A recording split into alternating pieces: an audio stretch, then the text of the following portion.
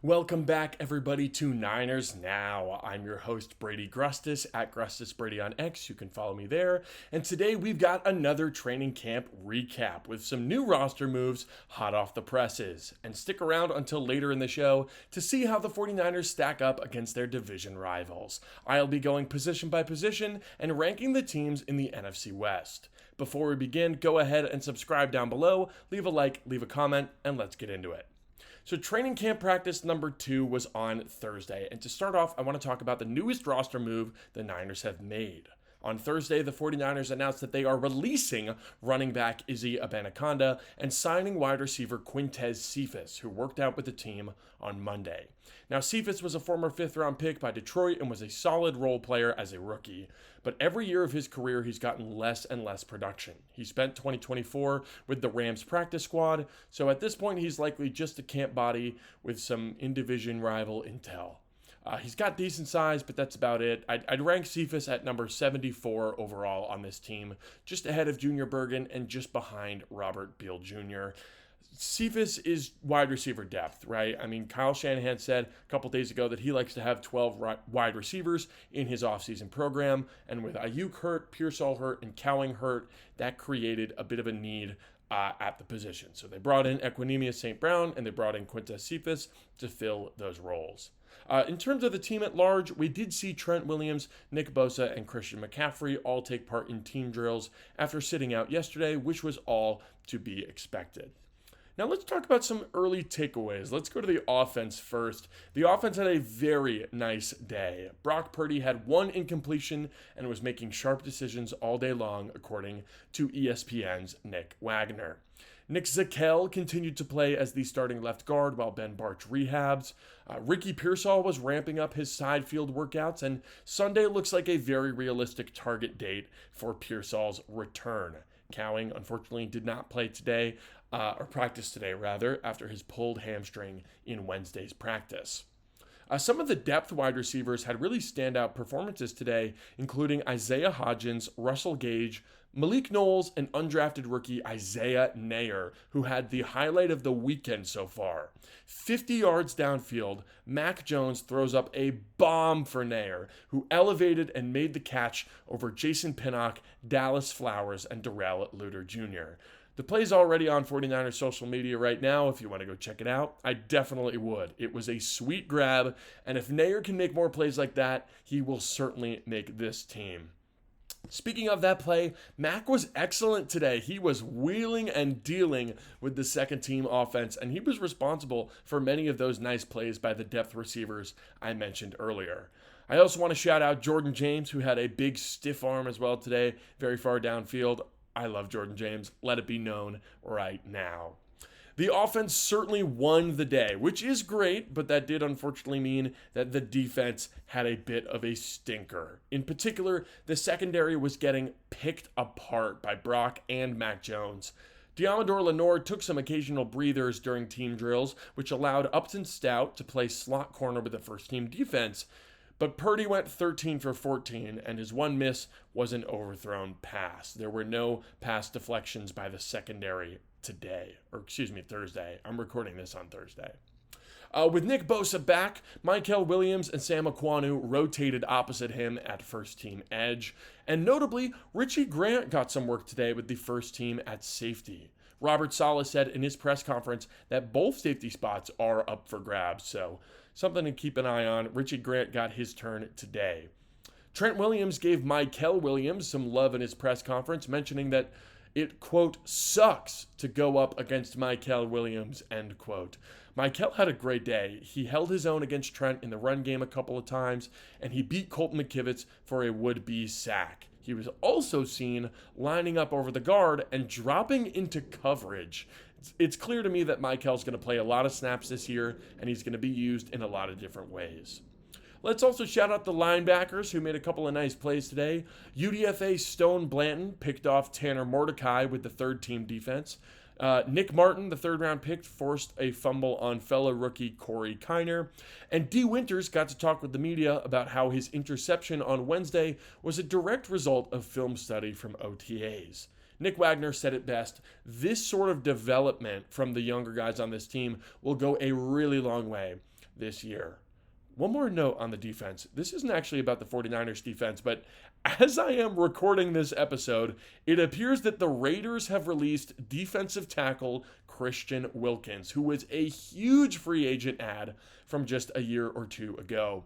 If Wilkins can come back totally healthy, I would love to see the 49ers get him in the building. He was a top 10 defensive tackle in the league before his foot injury, and he could be an awesome mentor and a welcome addition to this new look 49ers defensive line. It's pretty fun. Some news breaking mid-recording session. You can never be too careful with the NFL. There's news all day, every day. That's it, though, for the Thursday recap. There are going to be some practices this weekend. We hope to see Ricky Pearsall return on Sunday. But subscribe and tune back into the channel on Monday for the latest training camp news and reactions. Now on to the next segment in our show, our NFC West rankings. Like I said, we're going to go through each position and rank the NFC West teams from 1 to 4. And let's start with the most contentious one, quarterback. At number 1, I am going with Matthew Stafford and the LA Rams. I know I love Brock Purdy as much as the next guy, but Stafford has come through in clutch moments. He's overcame his gunslinger, interception-heavy years, and he delivered a championship to Los Angeles. I have to show him respect as much as I don't want to. At number 2, though, I will be going with my guy, Brock Purdy. In my eyes, he's right on the edge of that top 10 quarterback conversation. He can play hero ball a little bit too often sometimes, but he is totally unafraid to make the big throw. He's an unreal processor. He can see the entire field. He does not have a huge arm, but he's accurate, and he's a really nice scrambler. Ideally, though, he doesn't have to use his legs very much, but, it's good that he can.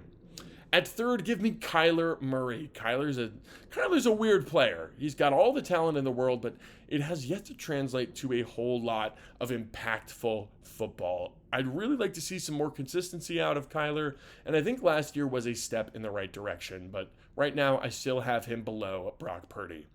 And of course, that means bringing up the rear in Seattle is Sam Darnold. Sam's a good player, and he had a great season last year, but I'm interested to see if he can sustain that success. I think if he can, he will rise up my rankings, but we just have to make sure that this great year in Minnesota was not a fluke. All right, let's see it from Sam Darnold next year. Moving on to running back now. The 49ers are still easily number 1 to me. This entire division is pretty loaded at running back, but we've got Christian McCaffrey. Not to mention Isaac Guerendo impressed at times last year, brought in a great rookie in Jordan James, who's getting some Devontae Freeman comparisons online. I kind of see it. Compact, shifty running backs. Anyways, back on track. After the Niners, I think it gets really tricky to choose, but I'm going to take Seattle's running back room at number 2. That duo of Kenneth Walker and Zach Charbonnet is a crazy talented 1-2 punch. And I think if they're used correctly under Clint Kubiak, they'll really start to play up to that talent because they haven't really done that to this point. At number 3, I'll take the Rams. Kyren Williams, I think, is good enough to put the Rams in competition for second here, but their depth is not nearly as good as the Seahawks, although I do like Rams rookie Jarquez Hunter. Bringing up the rear, that means, is the Cardinals, but their running back room is still pretty good. James Conner, one of the most underrated players at his position, and Trey Benson is a legitimate breakout candidate. Time for the wide receivers now, and this one's pretty cut and dry for me. Rams are easily number 1. Puka is the best in the division, and they just brought in Devontae Adams. End of discussion. Seahawks are second with the talented Jackson Smith-Njigba teaming up with Cooper Kupp and Marquez Valdes-Scantling. Cardinals, I'd put a comfy 3rd right now. Potential breakout coming from Marvin Harrison Jr., plus you've got some underrated guys like Michael Wilson, Zay Jones, Greg Dortch.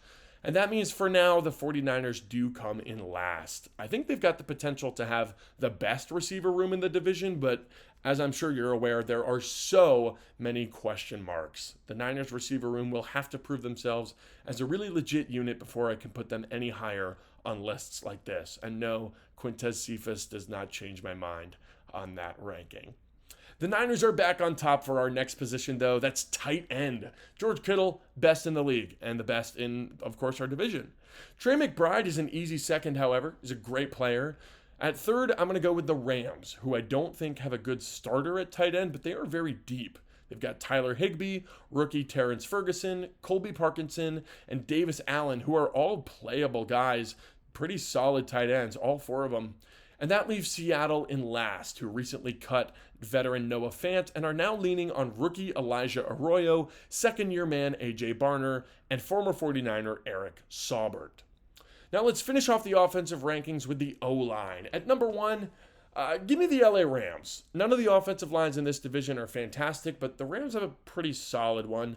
Kevin Dotson and Steve Avila are two awesome guards. Rob Havenstein and Alaric Jackson is a good duo. And even if Jackson misses time, they've got DJ Humphries who can play a good bit. Plus, you've got rookie Bo Limmer at center, who had a really nice year for a late-round pick. And they brought in Coleman Shelton from the Bears to be a nice backup piece for them. At number two, it is close, but I'm going to choose the 49ers. Trent Williams is the best offensive lineman in the division and probably in the conference, and that holds weight to me. McKivitz is serviceable. Pooney had a really nice rookie year, and Barch and Brendel can give you some good play in moments from here to there, right? At number three, I've got the Cardinals, but I think this group is ascending. Paris Johnson Jr. is a stud.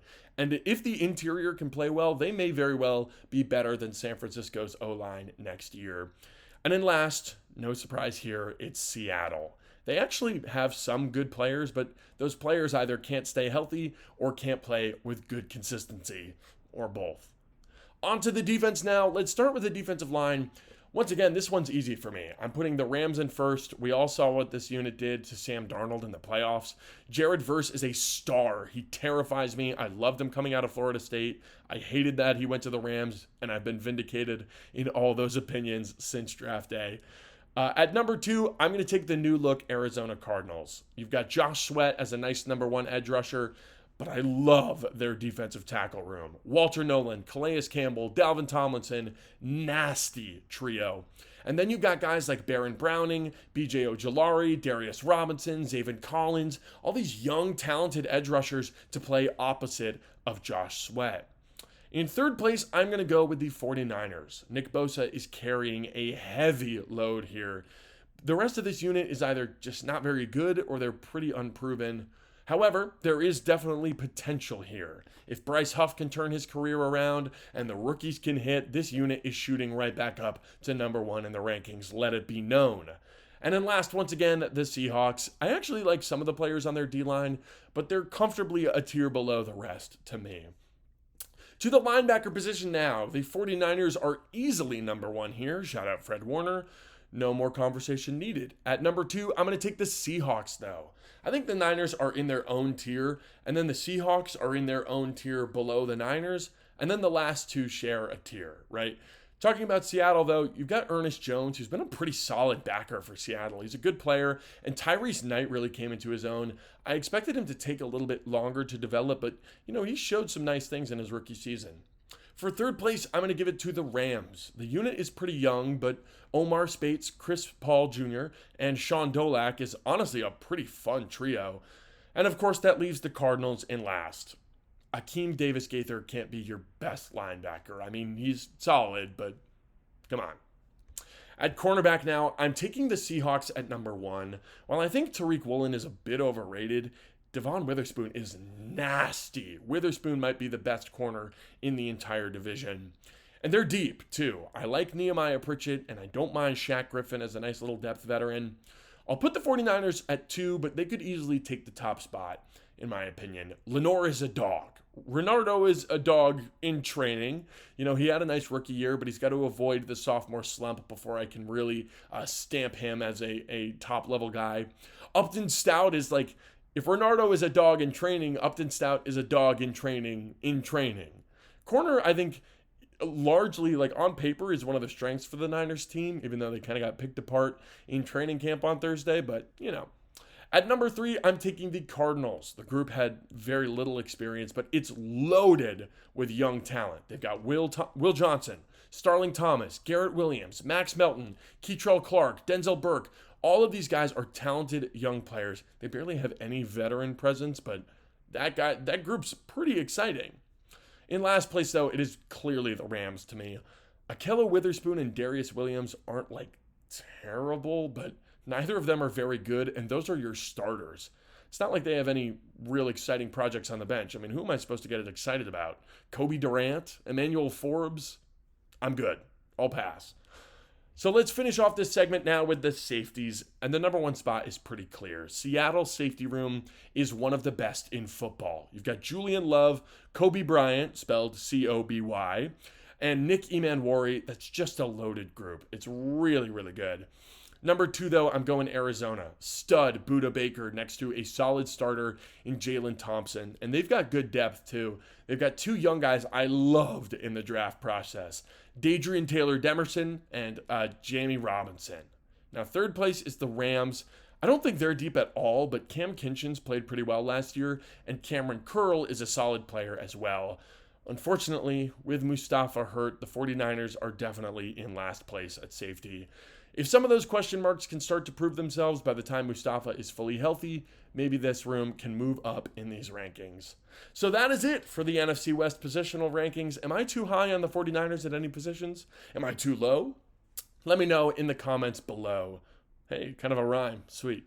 Let me know down below if you enjoyed this episode. Leave a comment, leave a like, and let me know if there's any topics that you'd like to see me cover. Thank you all for watching, and subscribe for 49ers videos 5 days a week. I'm Brady Grustas, at GrustasBrady on X. This has been Niners Now, and I'll see you tomorrow.